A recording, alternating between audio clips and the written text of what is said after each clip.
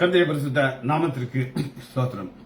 இன்னைக்கு ஏசாயா 10வது அதிகாரம் 18வது வசனத்தை தியானிக்க இருக்கிறோம். ஏசாயா 10-18 ஜெபத்தோடு இந்த செய்திக்குள்ளே கடந்து எத்தனை நன்மைகள் எனக்கு செய்தீர், எப்பாடி நன்றி சொல்வேன், நான் எப்பாடி நன்றி சொல்வேன். நன்றி ராஜா, நன்றி ராஜா, நன்றி ராஜா, இயேசு ராஜா, நன்றி ராஜா, நன்றி ராஜா, நன்றி ராஜா, இயேசு ராஜா. தாழ்மையில் இருந்தேன், தயவாய் நினைத்தீர், தேவனை உம்மை துதிப்பேன். தாழ்மையில் இருந்தேன், தயவாய் நினைத்தீர், தேவனை உம்மை துதிப்பேன். ஐயா, தேவனை உம்மை துதிப்பேன். உபாராவா உபாராவா உபாராபாரா உபாராபா உபாராபாரா உபாராபாராபாராபாரா. பலவீனன் என்று தாழ்ந்து விடாமல் பலத்தால் எடை கட்டினீர். பலவீனன் என்று தாழ்ந்து விடாமல் பலத்தால் இடை கட்டினீர். ஐயா, பலத்தால் இடை கட்டினீர். உரிபாரா உரிபாரா உரிராரா உகரக உகரகரா உகரகரகரகரகரா.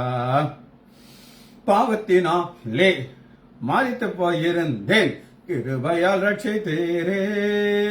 பாவத்தினாலே மாறித்து போயிருந்தேன், கிருபையால் ரட்சித்தீரே.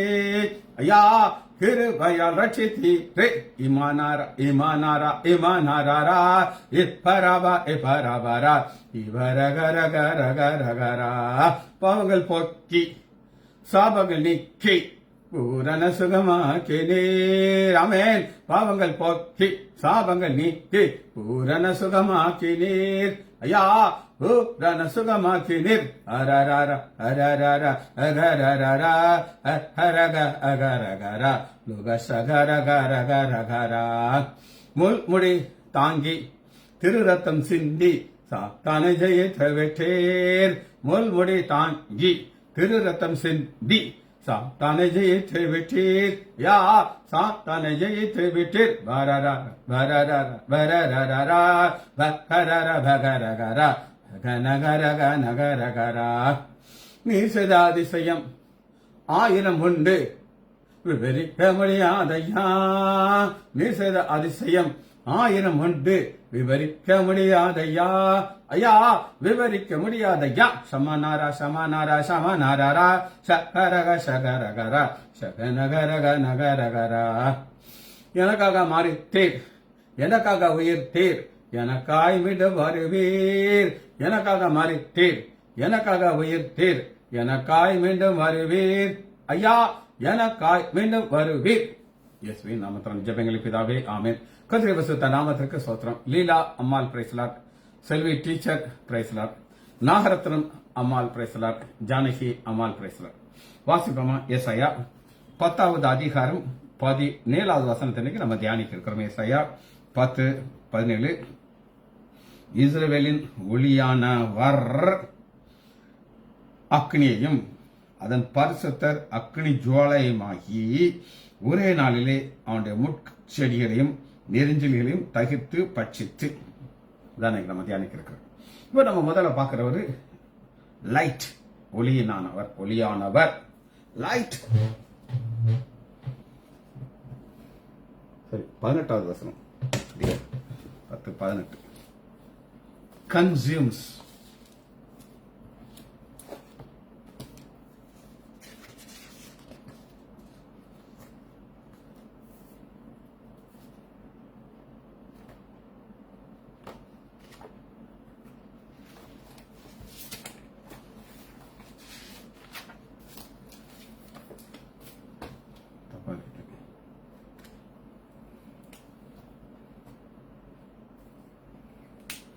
பத்தாவது அதிகாரம்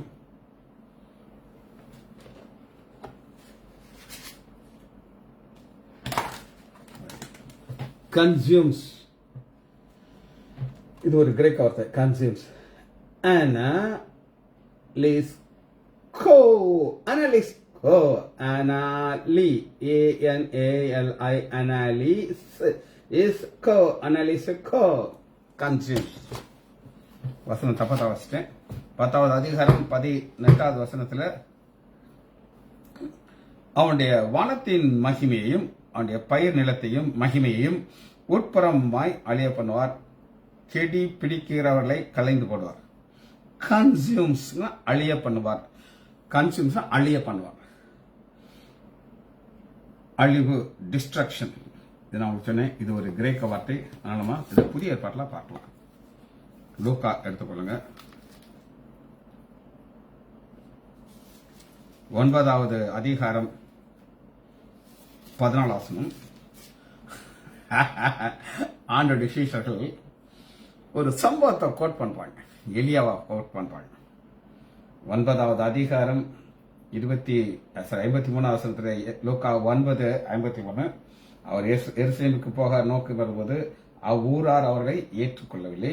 அவருடைய சீஷராகிய யாக்கோபு யோவான் அதை கண்டபொழுது, ஆண்டவரே, எலியா செய்தது போல வானத்திலிருந்து அக்னியை இறக்கி இவர்களை அழிக்கும்படிக்கு இவர்களை அனலிசிக்கோ.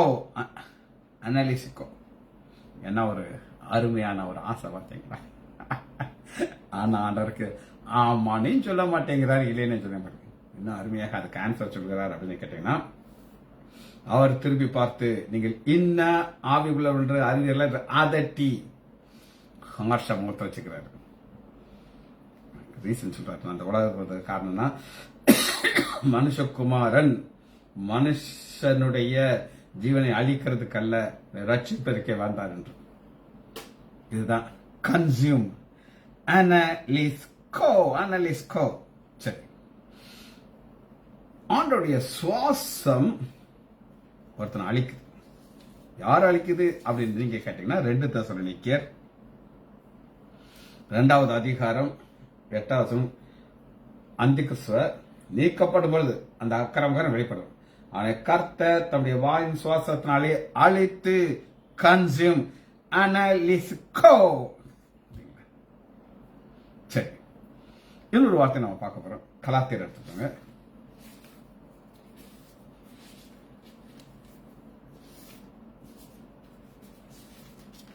கலாத்தியர் 5:15 இதை ஒரு ஓமையாக சொல்றார். 5:15, நீங்கள் ஒருவரை ஒரு கடிந்து பட்சித்தன அழிவீர்கள். அன்பு இருக்கணும், கடிந்து பட்சிக்கூடாது. இதுல ஃபுல்லா அழிக்கிறதுனா, இப்ப வானத்திலிருந்து அக்னி இறக்கி இந்த பட்டணத்தை அழிச்சிடலாமான்னு கேட்கறாங்க.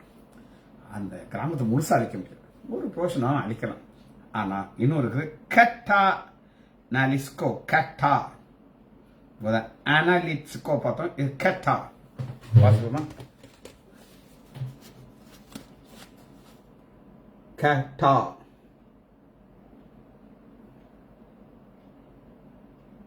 எழுதலாம்.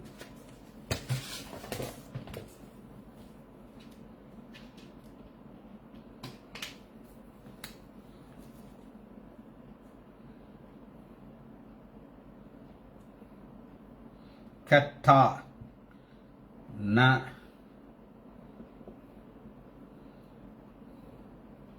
லெஸ் கோ.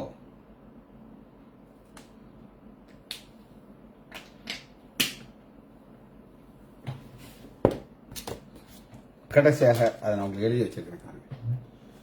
கட்டா, KATA, கட்டா ந லெஸ்கோ. அனலிஸ்கோ ஒரு போர்ஷன் அடிக்குது. கட்டானலிஸ்கோ.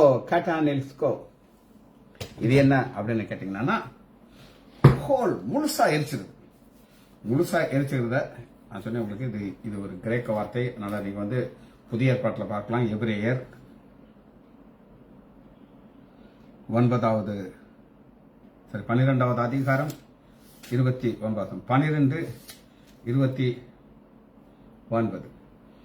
எக்கால முழக்கத்திற்கும் வானத்திலிருந்து இறங்குது.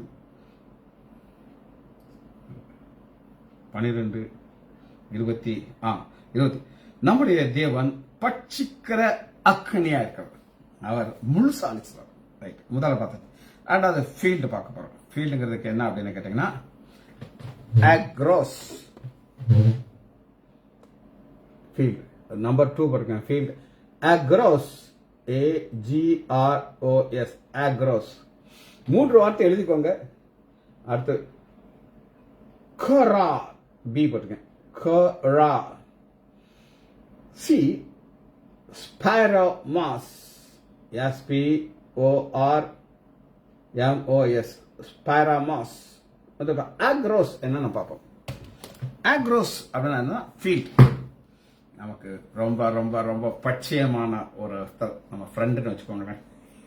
நாங்களாம் அப்படிதான் இருப்போம். அவர் எப்பவுமே என்னுடைய ஃப்ரெண்டாக பார்ப்பேன். லூக்கா 5வது அதில் கெட்டகுமாரன் 5வது வசனத்தில் அந்த தேசன் குடி எழில் ஒரு இடத்துல போய் ஒட்டி கொண்டான். அந்த குடியானவன் அவனை தன் வயலிலே வயலிலே, வயல தான் ஃபீல்ட். இது கிரேக்க வார்த்தை ஆக்ரோ. இப்ப இது வயல பார்த்தோம். ரெண்டாவது கரோ அப்படின்னு என்ன அர்த்தம்னா ஒரு ஸ்பேஸ், ஒரு காலம்.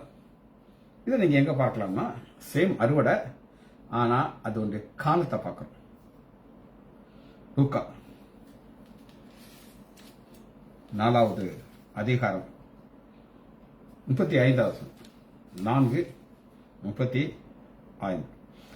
அறுப்பு காலம், அறுப்பு ஃபீல்டு காலம். அதைத்தான் கரோ, குரோனாலஜி, குரோனாலஜி அப்படிங்க. அது ஒரு காலம்.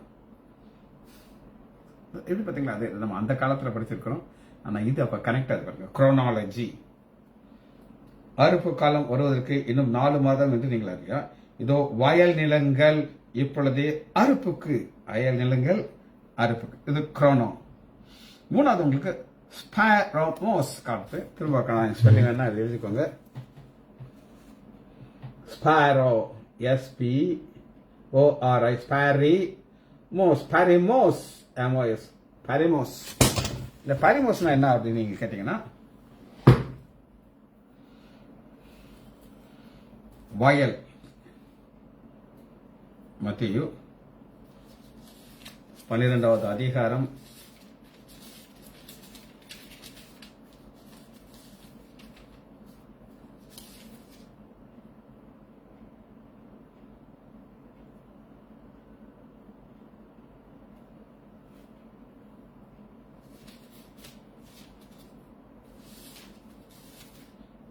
12வது அதிகாரம் 13. 12வது அதிகாரம் வருது. அக்காலத்திலே இயேசு ஓய்வு நாளே பயிர் வழியே நடந்து போனார்.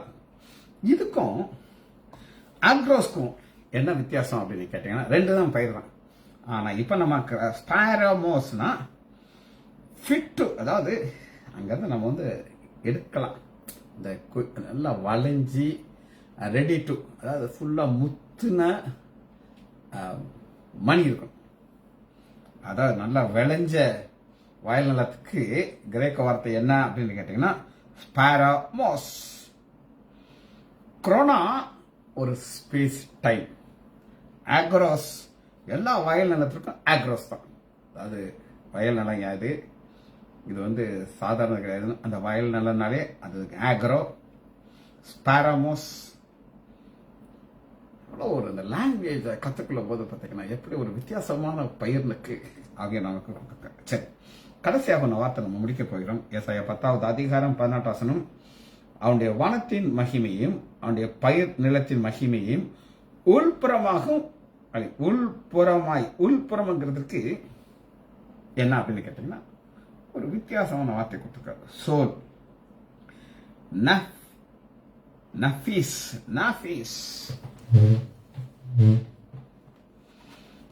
So NEPES, napis.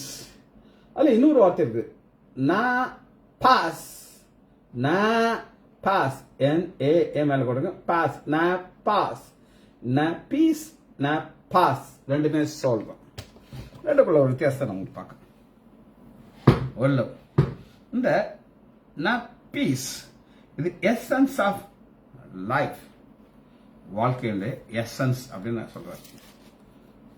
ஆதியாகமம் 1வது அதிகாரம் 20வது வசனத்துல 19வது வசனம் வர தேவன் உண்டாக்குனதுல சோல் கிடையாது.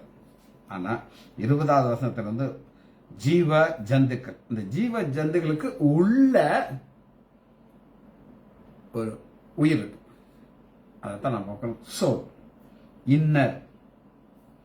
ஒரு ஆடு இருக்கு, அந்த ஆடை அறுக்க கொண்டு போகும்போது அது தெரியும் நம்மளை கட் பண்ண போறாங்கன்னு.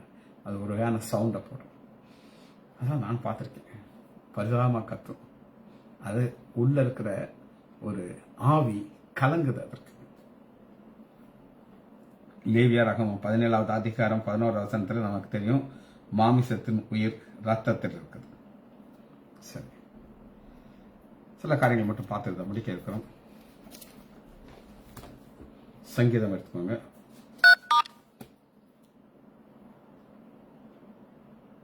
மூணாவது அதிகாரம் 2வது வசனம். 3:2. தேவனிடத்திலே அவனுக்கு ரட்சிப்பில்லை என்று என் ஆத்துமாவை குறித்து, இன்னர் சோல், ஆத்துமா தான் பீஸ். ரெண்டு வார்த்தையும் ரெண்டு ஏறக்குறைய ஒன்று தான். சில இடத்துல பீஸ்னு கொடுத்துருக்காங்க, சில இடத்துல பாஸ், ரெண்டு ஒன்று தான். 6வது அதிகாரம் 3வது வசனத்துல என் ஆத்துமா மிகவும் வியாகுலப்படுகிறது. இன்னர் மேன், ஆத்துமா, உள்ளானது. இது பிரீதிங் இருக்கிறது என்ன அப்படின்னு கேட்டீங்கன்னா, ஒரு வசனத்தை வாசி நம்ம அதை படிக்க இருக்கிறோம். யாத்ராகமம் 23வது அதிகாரம் 12வது வசனம். 23:12. அந்நியரும் இளைப்பாறவும் ஓய்ந்திருக்கும். ஓய்வு நாளைக்கு இளைப்பாறனும் ஓய்ந்திருக்கும். நம்ம லாங்குவேஜ் பார்த்தாச்சு, நம்ம வாசனத்துக்குள்ள போகிறோம்.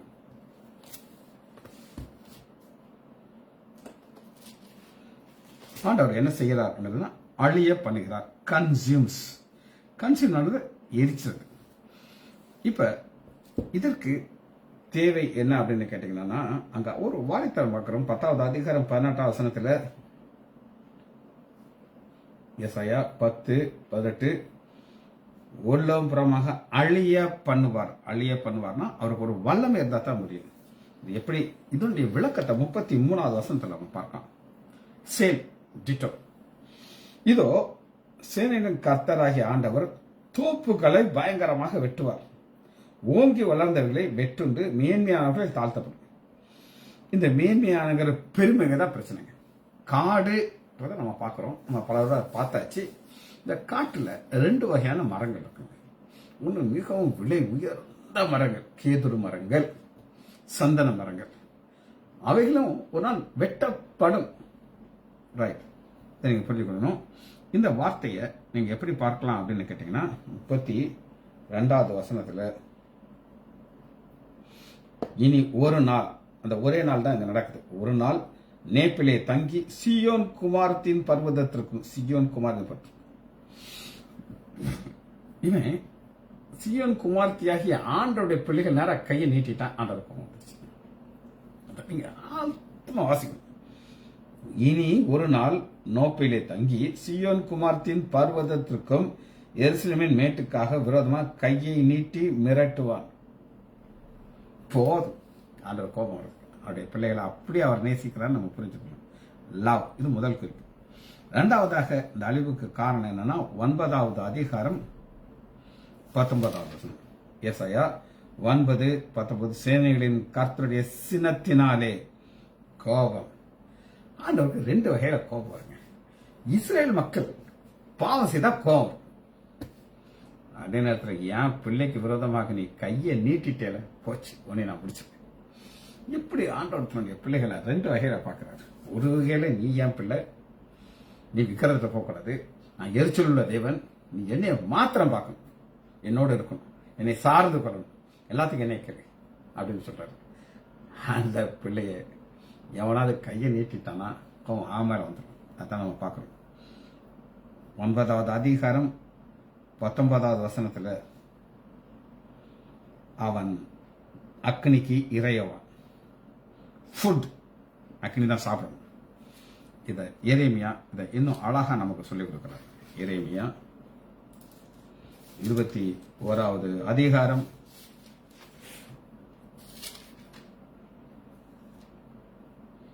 14வது வசனம். எரேமியா 21:14 நான் உங்கள் கிரியைகளுக்கு பலன் அளிக்கதாய் உங்களை விசாரிப்பேன்.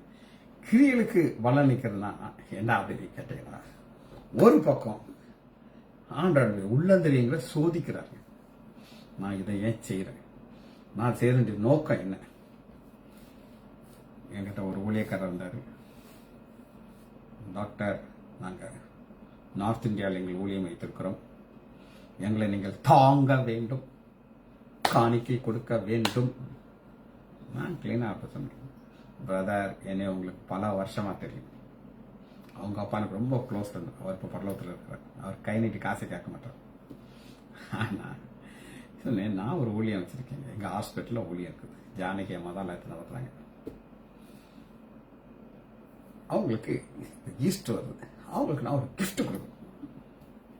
அவர்கள் உண்மையா ஊழியம் செய்யறாங்க. நீங்க கொடுப்பீங்களா, நான் கொடுப்பீங்களா கேட்டு இதைத்தான் நான் பார்க்கிறோம். ஆண்டவர் சுள்ளந்திரியத்தை சோதிக்கிறார். அதனால எரேமியா 21வது அதிகாரம், நான் உங்கள் கிரியைகளுக்கு பலன் விசாரிப்பேன், நான் அதன் காட்டிலே தீ கொளுத்துவேன், அதை சுற்றிலும் உள்ள யாவருக்கும் பட்சிக்கும் கர்த்தர் சொல்லுகிறார். அப்ப நீ எப்படி செய்கிற, எதற்காக செய்யற ஆண்டவர் பார்த்து அதுக்கு தான் ரிவார்ட் கொடுப்பார். இப்ப வனத்தின் மகிமை அப்படின்றது ஃபாரஸ்ட். வனத்தின் மகிமையை நீங்க எப்படி பார்க்கலாம் அப்படின்னு கேட்டீங்கன்னா, 1 சாமுவேல் வாங்க, கொஞ்சம் வித்தியாசமான கோணத்துல ஆவியானவர் அதை எழுதி வச்சிருக்கார். 1 சாமுவேல் 22வது அதிகாரம் 6வது வசனம். 22:6, தாவீதும் அவனோடு இருந்த மனுஷரும் சவுல் கேள்விப்பட்டான். சவுல் கிபியாவை சேர்ந்த ராமாவிலே ஒரு தோப்பிலே உட்கார்ந்து, சவுல் ஒரு தோப்பில் உட்கார்ந்துருக்கான், கெட்ட மனசுக்காரன். அங்க உட்கார்ந்துக்கிட்டு என்ன கேட்கறான் அப்படின்னு கேட்டீங்கன்னா, 7வது வசனம், சவுல் தன்னுடைய நிற்கிற தன் ஊழியர்களை பற்றி, பென்னியமின் புத்திரரே கேளுங்கள், ஈசாயின் மகன். அது இந்த ஈசாயின் மகன் சொல்லுவாரு, தாவீதுன்னு சொல்ல மாட்டார். அப்படி சொல்ல மாட்டார். அப்படி இன்னைக்குலேயும் ஒருத்தர் கட்சியிலையும் அப்படித்தான் இருக்காங்க. அவர் எதிரி பேர கூட சொல்ல மாட்டாங்க. மகன் உங்கள் எல்லாருக்கும் வயல்வெளிகளையும் திராட்சை தோட்டத்தையும் கொடுப்பானா? நான் கொடுப்பேன். ஆனா நீ அவனை எனக்கு காட்டி கொடுப்பேன். நீ எனக்கு அவனை காட்டி கொடுத்தா நான் அவனுக்கு வயல் கொடுப்பேன். உங்கள் எல்லாரிலையும் இப்படிதான் ஒரு சதி பார்த்தீங்களா, கிளீனா வருங்க. எனக்கு சதி பண்ண என் குமாரன் வேலைக்காரன் சதி நடக்குது எங்கன்னா ஃபாரஸ்ட் தோப்புக்குள்ள. ரைட். நெகேமியால ஒரு காரியத்தை பார்க்க போகிறோம். நெகேமியா 2வது அதிகாரம் 8வது பக்கம் 604. நெகேமியா என்ன சொல்றாங்க? 2வது அதிகாரம் 8வது வசனம். தேவாலயத்துக்கு அப்ப வனம்ங்கிறது உள்ள இருக்கு. அங்கிருந்து ஆண்டவர் தன் பிள்ளைகளுக்கு விரோதமான காரியத்தை அனுமதிக்கிறாரு. ஆனா இங்க ஆசீர்வாதம் வருது. நெகேமியா 2வது அதிகாரம், தேவாலயத்திற்கு இருக்கிற அரண்மனை கதவுகள் வேலைக்கும், நகர அலங்கரின் வேலைக்கும், தங்கள் தங்கப் போகிற வீட்டின் வேலைக்கும் வேண்டிய மரங்களை ராஜாவின் வனத்து காவலாளருக்கு ஆசாப் கொடுத்தாங்க. தேவனுடைய கரம் என் மேல் இருந்தது. ராஜா கட்டளை. சேம் பிளேஸ், காடு வனம் தான். ஆனா ஒரு வனத்துக்குள்ள சவுல் இருந்துகிட்டு கழுத்தை அறுக்கிறதுக்கு பிளான் போடுறேன். ஆனா இங்க நெகேமியா ஆண்டுடைய ஆலயம் கட்டுறதுக்கு கதவு அனுப்பாங்க. இப்போ டாக்டர் வந்து லெட்டர் கொடுப்பாங்க, அப்பதான் மருந்து கிடைக்கும். சிலர் வருவாங்க, சார் பிரிஸ்கிரிப்ஷன் கொடுத்தா தான் சார் கொடுப்பாங்க. அவங்க ட்ரீட்மெண்ட்டுக்கு வரல, ஒரு நான் எழுதி கொடுத்துருவேன், நம்ம ஒரு கையெழுத்து போட்டு கொடுக்கணும், ஒன்றுமே பிரச்சனை இல்லை. ஆனால் ராஜா கையெழுத்து போட்டு கொடுத்த உடனே பல காரியங்கள் அங்கே நடக்குது. சரி, ஏசாயா எடுத்துக்கொள்ளுங்க. 50வது அதிகாரம் 10வது. ஏசாயா 50:10. காடு யார் ஓனர்? அமேசான் காடுன்னு இருக்குது. உலகத்தில் ஆயிரக்கணக்கான காட்டு இருக்கு. ஓனர் யாருன்னு சொல்லி ஓனரே சொல்லுகிறார். ஏசாயா 50வது அதிகாரம் 10வது. சகல காட்டு ஜீவங்களும், பர்வதத்திலே திரிகிற மிருகங்கள், மலைகள் உள்ள பறவைகளை அறிவேன். வெளியில் நிலவரங்கள்லாம் என்னுடையது, எல்லாம் ஏன் இதுங்கிறார். எனக்கு என்னனாலும் செய்ய எனக்கு பவர் இருக்குதுங்கிறார். இதான் அவனுடைய ஓனர்ஷிப். ஏசாயா 29வது அதிகாரம் 17 வசனம். சேஞ்ச் ஆகுது. ஓனர்ஷிப் முடிவு பண்றாங்க. இது இப்படி மாத்தணும், எப்படி மாத்தணும். ஏசாயா 29வது அதிகாரம் 17 வசனம். இன்னும் கொஞ்ச காலத்திலே லீபனோன் செழிப்பான வயல்வெளியாக மாறும். செழிப்பான வயல்வெளிகள் வெளிக்காடாக மாறும். இதெல்லாமே மாத்துறதுக்கு யாருடைய கையில பவர் இருக்குது? ஓனருக்கு இருக்கு. அவர் தான் அதை மாற்ற முடியும். கடைசியாக ஒரு வசனத்தை வாசி இதை முடிக்க இருக்கிறோம். ஏசாயா 32வது அதிகாரம் 15 வசனம். 32:15. இப்ப சேஞ்ச் எப்படி வரும்? அதான் கேட்க. அதான் சேஞ்ச் பண்றது ஓனர் இருக்காரு. ஆனா அந்த ஓனர் பிதாவாகிய தேவன் பரிசுத்த ஆவியானவரை அனுப்பிதான் சேஞ்ச கொடுக்கிறார். ஏசாயா 32வது அதிகாரம் 15 வசனம். உன்னதத்திலிருந்து நம்மேல் ஆவி ஊற்றப்படும் மட்டும் அப்படி இருக்கும். சேஞ்ச் வராது. அப்பொழுது வானாந்திரம் செழிப்பான வயல்வெளியா இருக்கும். செழிப்பான வயல்வெளிகள் காடாக எண்ணப்படும். வனாந்திரத்திலே நியாயம் வாசமா இருக்கும். செழிப்பான வயல்வெளிகள் நீதி தங்கியிருக்கும். என் ஜனங்கள் சமாதானமான தாவரங்களே நிலையான வாசத்திலே அமைதல் தங்கியிருப்பார். இது எல்லாத்துக்கும் காரணம் என்ன? ஒண்ணு ஆவியானவர். அவர் இறங்கப்படுது. சேஞ்சஸ் வரும். ஜெபிச்சு படிப்போமா? மகா இரக்கமும் கரவேமல பிதாவே துதிக்கிறோம் ஐயா. வார்த்தையின் மூலமாக நாங்கள் அறிந்து கொள்வதற்காக நன்றி ராஜா. வார்த்தையாக வந்த எங்கள் ஆண்டவர் ஆகிய இயேசு கிறிஸ்து செய்த ஒவ்வொரு அற்புதங்களையும் நாங்கள் தியானிக்கிறோம் ஐயா. இன்று அக்கினி எப்படி கிரியை செய்வது நாங்கள் பார்த்தோம் ஐயா. எங்கள் மேல் அந்த அக்கினி ஆவியானவர் கிருபையாக இருப்பதற்காக நன்றி ராஜா. பிள்ளைகள் ஒவ்வொருவரையும் என் ஆண்டவராகிய இயேசு கிறிஸ்துவின் நாமத்தினாலே ஆசீர்வதிக்கிறேன். இயேசுவின் நாமத்தினால் ஜெபங்களின் பிதாவே. ஆமேன், ஆமேன், ஆமேன்.